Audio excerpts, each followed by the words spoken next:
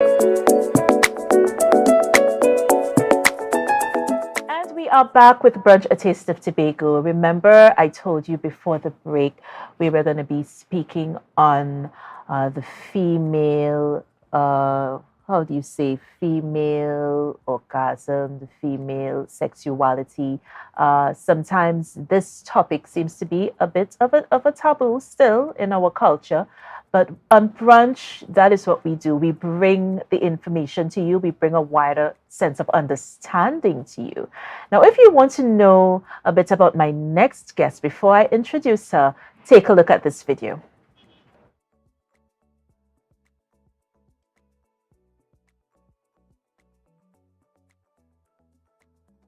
Today, Miss Onika Henry, and Onika is a human sexologist. Yeah, did I say it correctly? Well, mostly I'm a clinical sexologist and sex educator, which means I focus on human sexuality, so sexual wholeness and wellness. Right. Okay. So now that we got that introduction out of the way, we have the video and we really want you guys to take a look at it. So have a look at the video now. So did you know that the 8th of August is International Female Orgasm Day? I bet you didn't know that one.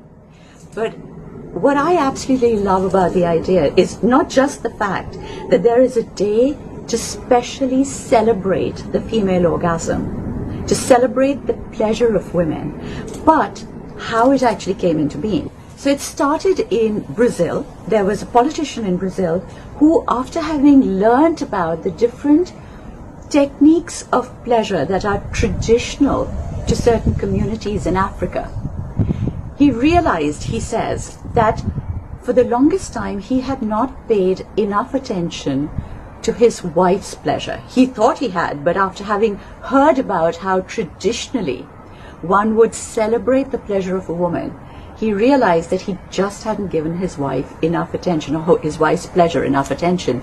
And he decided that he had to make a gesture towards this. And he had 8th of August declared International Female Orgasm Day as an apology to his wife for not having considered her pleasure for so many years properly, and as a promise that he would now do so in the future. I think that this is a tradition that we should all be taking forward.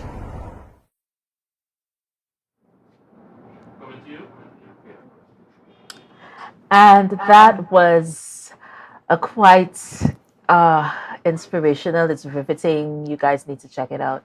Now, my next guest, Miss Onika Henry. Now, I have been waiting to speak with Onika for a while now. I have been really privy to some of her work thus far, and it's really interesting when someone is able to take things that we consider a bit of a taboo sometimes in our society, in our culture, and really bring that to the forefront and really provide us with the pertinent information that is needed. So, Onika, Yes. thank you so much for coming. Thank you for having me. I am loving your ensemble, your tie, your boots. Girl, you just working it today. Welcome to Brunch, a taste of Tobago. So, clinical sexologist, tell me how you began charting that course. Let's start there. Okay. So I did not grow up expecting to or looking forward to studying human sexuality. It was never a part of my goals or intentions. But for a few years, I worked at the Tobago HIV Secretariat, and I was the Information, Education, and Communications Officer in that department, which meant that we had to help people negotiate safer sexual practices. And so my interest in human sexual behavior came out of that HIV work. What began happening is that more and more folks who we had interactions with kept coming back to me, coming back to the office and asking for more information about sexuality. And it got to the point where I did not have the skills, I did not have enough information. And so I decided this is really important. This is something that I seem to be able to do without judgment, and folks were comfortable. And more kept coming, and I felt more and more incompetent. Yeah. And I decided, okay, this is something I need to study. And so my interest started there, and the goal and the intention to become a sexologist started there. And so I began looking for funding to be able to do that because I had to go study abroad to get a degree. And so I have a master's of education in human sexuality. And then I went on, I like to say I have a master's in sex. and, then, and then I went on to study and to add to that other specializations, including sex coaching, sex therapy, and then somatic sex education. And also, I'm trained as a sex and faith facilitator, which means I work with Christian communities around sexuality and sexual health. Ooh, ooh, ooh, ooh, ooh la la. Quite a bit there. Yep. And Quite never a dull bit. moment. Yeah, Yeah. because I mean, on this side of the spectrum, you get to meet so many people. There's so many stories. There's so many trials and tribulations in life where people are. And I think it's so wonderful that you get to meet them where they're at and you make them comfortable to just have even like a basic discussion. Yes. Yeah. Correct. So what are some of we want to talk about World Female Orgasm Day, but before we do that, what are some of the issues that in your experts analysis that women face? What are some of the issues that you know, there must be basic issues that you keep hearing about that would come up in conversation. What would some of those be? Right. So, yes, there are so many common sexual concerns that I come across in my practice. One of them is a lack of interest in sex or lack of desire. Right. Ooh, So, yeah, they may that's a good one. start off a relationship or start off life with that sense of wanting to pursue their sexual growth or their sexual experiences. Life steps in, children happen, and that work-life balance, that stress can often create a decrease in sexual desire or interest in Right. sex. So there's a loss of that. There's also difficulty in experiencing orgasm. That is actually quite common. And there are some women who, one, have never experienced orgasm, or two, can only experience it with themselves. So solo pleasure. We also use the term masturbation. I that's a prefer solo basic- pleasure. yeah. Yeah. So that is actually those two things, that inability to experience orgasm is also very common. Right. Yeah. So that's actually because I heard about cases where you have the inability to even before you get to the orgasmic stage, you're not aroused. It's not natural. And I've heard about cases, you know, of that being actually a thing. Yes. And it really took me a step back because I'm thinking, wow, these are really some problems that women face. What about stress? Does stress play a part in lack of desire, lack of wanting, you know, intimacy and that sort of thing? Most definitely. And it's really a physiological issue, meaning once the body's under stress, it's going to release particular chemicals, particular hormones that interfere with the body's ability to bond to the sex hormones. Oh, wow. And so those stress chemicals, those stress hormones are actually connecting to or binding to the cells that would be the ones that are activating sexual interest and sexual arousal. So until you get those stress hormones and those stress chemicals out of your body, or not at a level where they actually interfere with that interaction in the body, Yeah. then you're going to have difficulty having interest or experiencing arousal when it comes to sexuality. Yeah. So it's not just it's really not just a mind thing. It literally is, the body is saying, hey, this is not important. Other things are important. The other things that are causing the stress that you think are your priority, the things in your life that you're trying to manage. And so those stress chemicals are released for you to manage that part of your life. And if that is what you're doing, the message is sex isn't important. Sex isn't a priority. And so those sex hormones are not being allowed to do their job when you're under that kind of stress. Yeah. What about women's health? Now, I've been seeing so many columns and so many articles, and everybody basically giving their 2 cents about that topic because it's so vast. You can go so many places with speaking on women's health. How important is it regarding women's health in relation or intermingling with a healthy sex life? Sex life, right. A lot of people ask that question because, well, so first of all, let me start off saying that the context in which we learn about sex or which we experience sex in this part of the world tends to be associated with fear, shame, and guilt. And so because there's a lot of fear, shame, and guilt around our sexuality, we don't tend to explore it. Yeah. We're not being taught about it. And so we don't understand the role that sexual wholeness and wellness plays in our overall sense of health and well-being. And so I want to start, or I like to start with the scientific basis for exploring and having a good and healthy sex life. Right.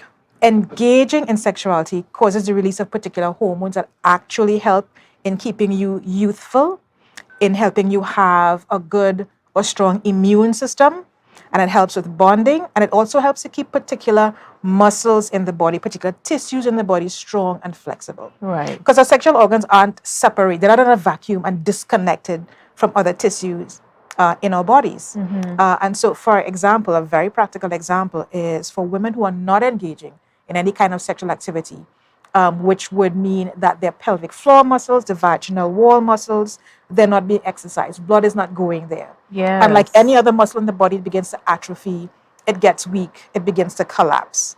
And so if you could think of or imagine that tunnel of muscle in the vagina getting weak and sagging and collapsing, and then the pelvic floor muscles that holds up some of our organs begins to get weak and collapse. Yeah, it means that as you get older, you begin to experience incontinence. So you're going to leak urine when you cough, sneeze, jump, and move.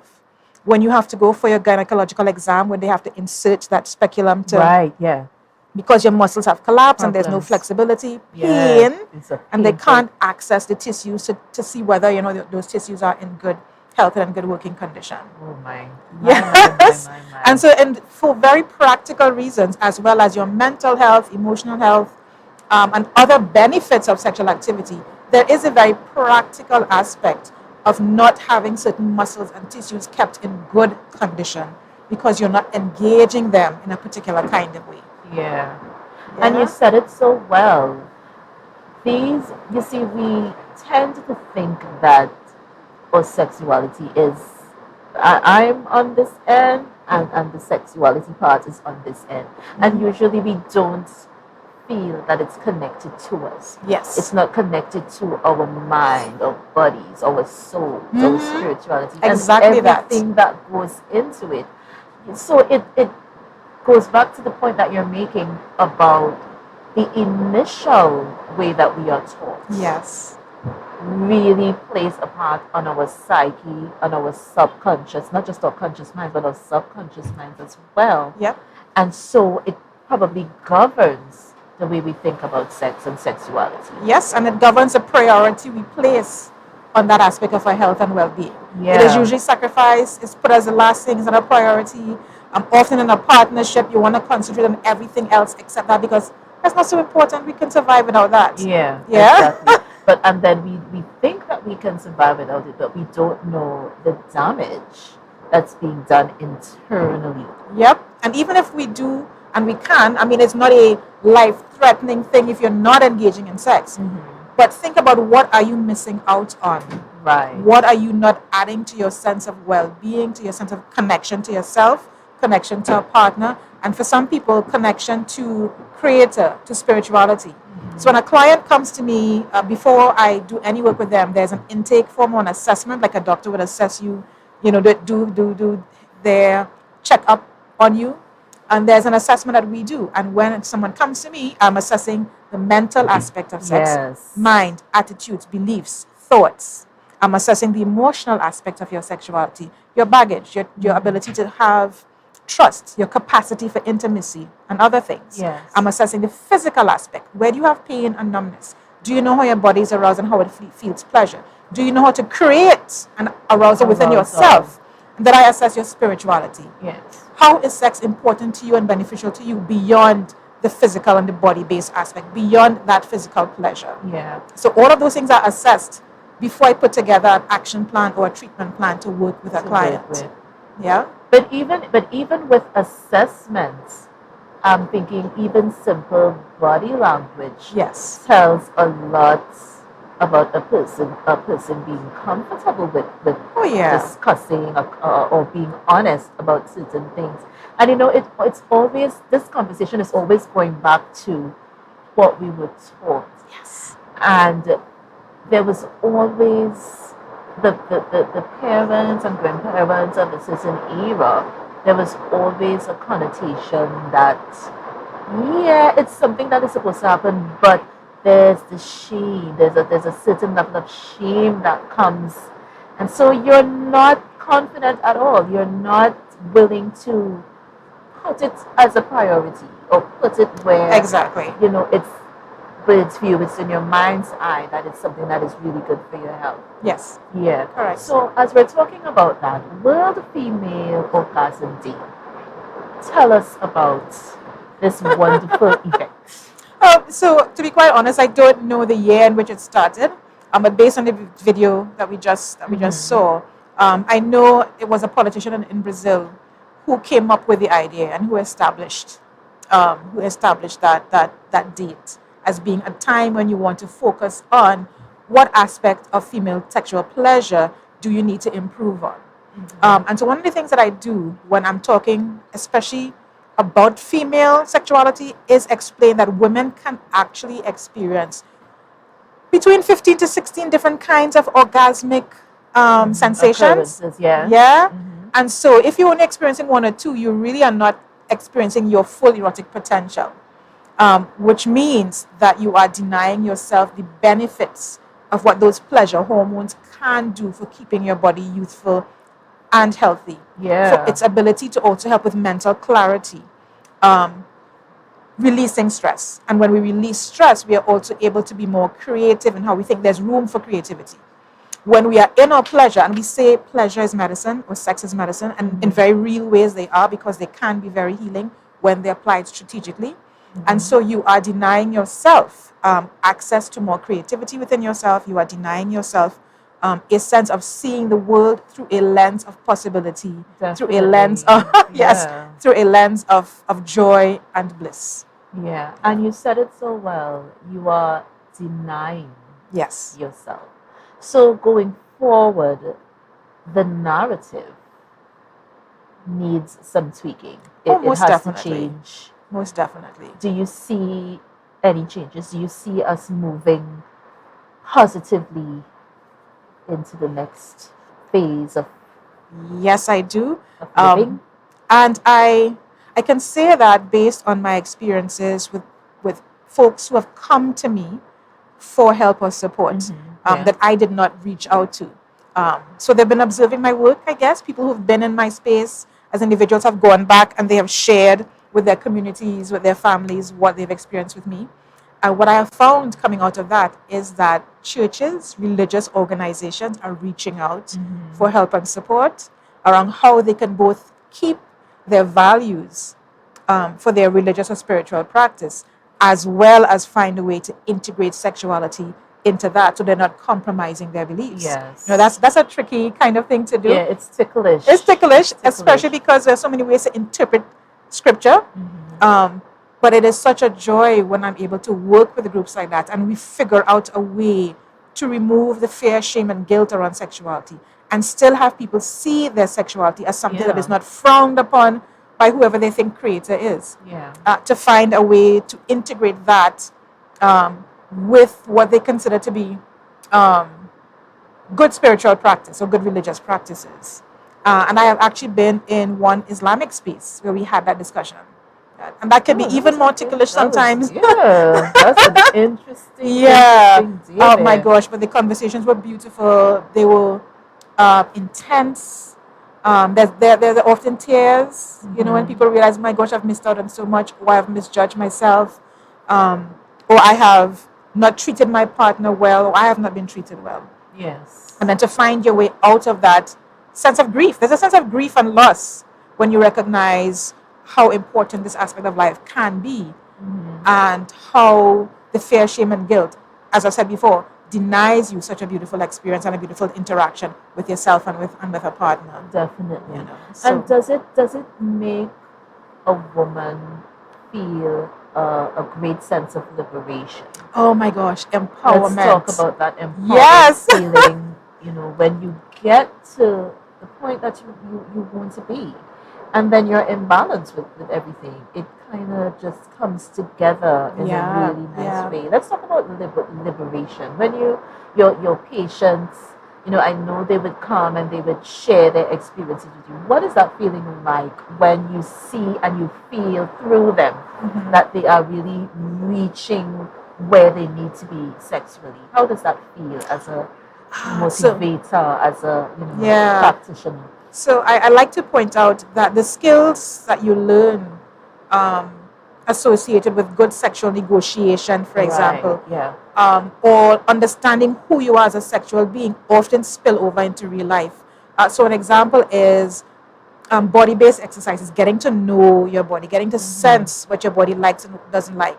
That's something that allows you to say and ask for what you want clearly, to instruct and direct a partner, so that you both can have an experience that is really good, that is really rewarding and really Definitely. pleasurable and satisfying. Definitely. And then when you're in that mood, there is something called the sexual afterglow that Yeah. lasts for about 1 to 2 days after you had a really good Yeah. experience. So we're going to talk about this when we come back, right? We're going to talk about the sexual afterglow. We have a few more questions for Onika. We're going to take a break and we're going to come right back with Brunch, a taste of Tobago. See you guys soon.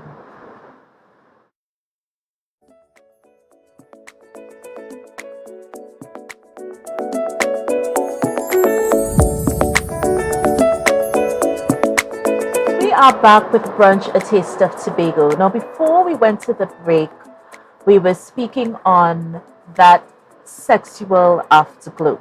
And we stuck a pin, and I told you I was going to come right back with that. So let's just elaborate on that afterglow and how liberating that feels. Everything just seems to fall into place after that.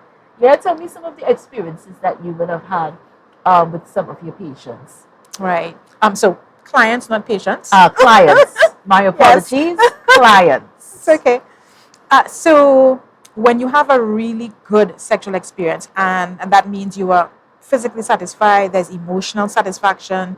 For some people, there's also a sense of feeling connected to life in general. So there's a spiritual aspect as well for a lot of people Right, when yeah. it comes to having a really good sexual experience. And so there's a release of two hormones that I remember off the top of my head, so dopamine and oxytocin, that floods the system. Right. And they stay in the system, it seems, based on research, up to 48 hours after. And so here you are in this afterglow, this flood of those chemicals or hormones in the body that help you feel really good. And your outlook to life is much more positive. And so you're seeing the world through a different kind of lens. You are more optimistic. You feel closer to your partner.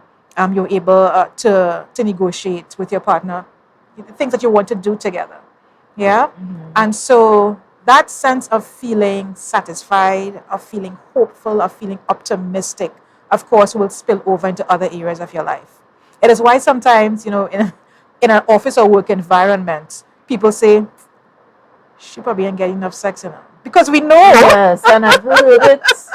You would hear the murmurs in the corridor. Yep, yep. And there is scientific truth to that. To being in a good mood and feeling empowered and feeling optimistic and hopeful about life. Yeah. Because you've had a really good sexual experience that releases these wonderful hormones in the body that affect how the brain works, that affects how we think, that affects our worldview. Yeah. Our bodies literally has its own kind of pharmacy. We have a pharmacy, and every emotion or thought that we have creates an equal chemical in the body. So Right. sadness produces particular hormones or chemicals. Joy produces that kind. Hope, anger, Right. yeah, they all release particular pharmaceuticals into the body. And so when we give ourselves certain experiences, we are literally taking control over how we want our bodies to be, the sensations we want to create. And so we have more direct control over how we interact with and engage with life, with ourselves and with others. Definitely. Yeah. And there's a sense of, well, let me pause and come back a little bit. One of the things I teach all my clients when we are talking about getting good sexual experiences is how do you get consent and how do you get affirmative consent? How do you negotiate what you want with a partner? The language that you use, the techniques and tools that you use. Those are not just applicable to your sexuality. when you understand what consent looks like and how you to negotiate that, when you understand how to negotiate with somebody what you want and how you want it and the compromises you may need to make, that is also something you can do in life. Definitely. You can teach your children about consent. So they're beginning to learn at different levels what consent looks like. And so as they become teenagers and young people, we have a next generation that is not experiencing the kind of generational sexual trauma that we experience, particularly coming out of as a result of colonization. Yes. And the things that we lost. Very, very, very, very bad for us. Yes. Very And so bad. learning about consent, negotiating for what you want with a partner, and those are skills that spill over into real life. So that sense of empowerment, that I can do this, that I can settle my body even in conflict, that I understand what discomfort is like in my body, and I learned a breathing technique or a movement technique or a meditative practice that allows my nervous system to settle so that I have more tolerance and capacity to negotiate and ask for what I want. Yeah. Yeah. And guys, I know that you're going to have some questions. Please feel free to put your questions in the comments section. And Onika is here to really, really empower us and give us the information that we need. What I also wanted to let you guys know is that we are talking about something that seems to be a bit of a sore point for a lot of adults, that we see that happening now. And so I'm hoping that you guys are watching, I'm hoping that you guys are listening, and I'm hoping that you have a better understanding of what it means to have your sexuality, a healthy sexuality in your being. It's emotional, it's physical, it's spiritual, it's connected to you. And so we want you to have some empowerment as we go forward. So we're hoping that Brunch did that for you this morning. Tell me, what about schools? What is the conversation? Are we doing sex education in schools? So I am not very familiar or aware of what is being taught in schools into the details of the curriculum. Okay. I know there is some work being done. I also remember that years ago when I was part of the HIV Secretariat, that we were trying to get access to those who were developing the curriculum because there were some serious concerns about the content and how it was being taught and what was missing. Yeah. And so folks in authority who are managing that, who are responsible for that, are still very reluctant, in my experience. Okay. To engage with that. There's still a lot of pushback from groups who tend to be very loud and very aggressive. Yeah. In their resistance when it comes to sex ed in schools. What's interesting for me is that since I came back home from studying, and this is back in 2014, I have had a series of interactions with PTAs, both primary schools and secondary schools. And when I do my presentation and I explain exactly what sex education entails, what it looks like, I've never had a negative response. Okay. And so once you get the gatekeepers of education, those who are the ones guarding their children's education, once you get them to buy in, there's absolutely no big resistance after that because they Right. understand what the goals are. They realize that they are part of the process of the education. So it's not just teachers alone who know nothing and haven't been trained. In fact, I always say that the first and most important sex educators for children are parents. And so if we get the parents on board and we get them to understand and we give them some skills, the teachers would add and expand on that information, give the children more details and skills. And I think what a lot of people don't know or understand is that abstinence is a topic in sex education. Yes. And abstinence is a skill that we teach. We teach refusal skills. We teach negotiation skills along with the safer sex, along with the other things that people are uncomfortable with, which would include talking about sexual orientation. Yes. Yeah, And so that's a whole other topic. lesson. Right, so. And so all of that is what I presented to parents and teachers in those PTA meetings Right. with folks.